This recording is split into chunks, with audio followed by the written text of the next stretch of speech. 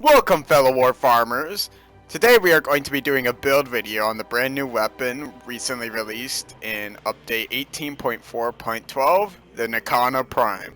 Now as you can tell right off the bat, this weapon does physical damage of 95 and slash damage of 85, crit chance 20%, stash chance 20%.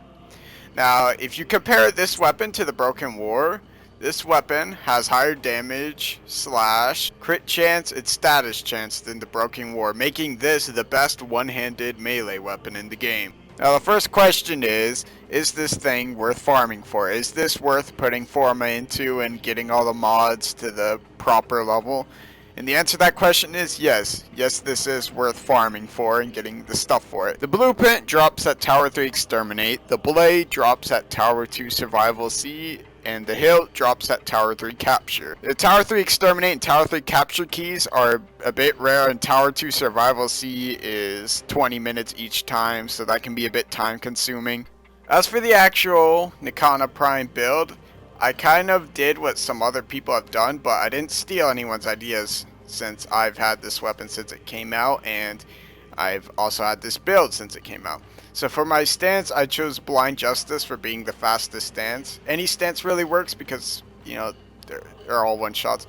Berserker for the speed, True Steel for the crit chance, Organ Shot for the crit damage, Blood Rush for the crit chance, Pressure Point for the damage, Body Count for the blood rush, and Shocking Touch and Fever Strike for the corrosive damage.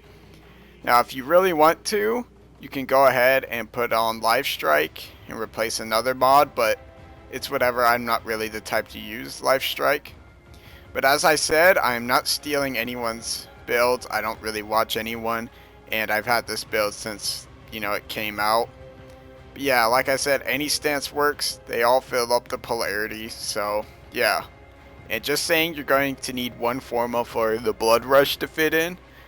And if you have Blood Rush level 10, you'll need 2 Forma. Now the way this build works is that there's 2 mods that go hand in hand to make this weapon OP, and that's Blood Rush and Body Count.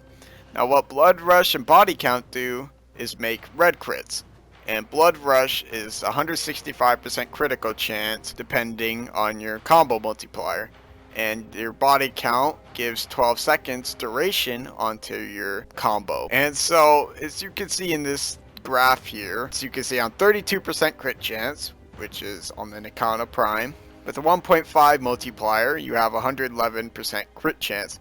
With 2 you have 137%. With 2.5 you have 164%. On 3 you have 190%.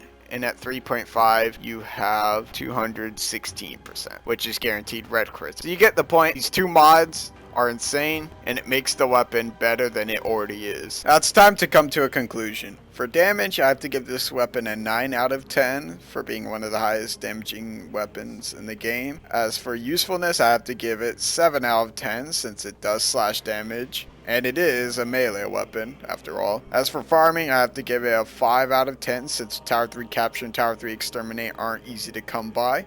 For mods required, I have to give it 6 out of 10 since if you don't have Body Count and Blood Rush, it can be a bit annoying to actually get them on the market. Overall, I have to give this weapon a 9 out of 10 since the damage is the greatest thing of all time. It's such a strong weapon. It's definitely worth having and putting in the work to get. Hopefully you guys enjoyed this video, and I'll see you guys at the next grind wall. Peace.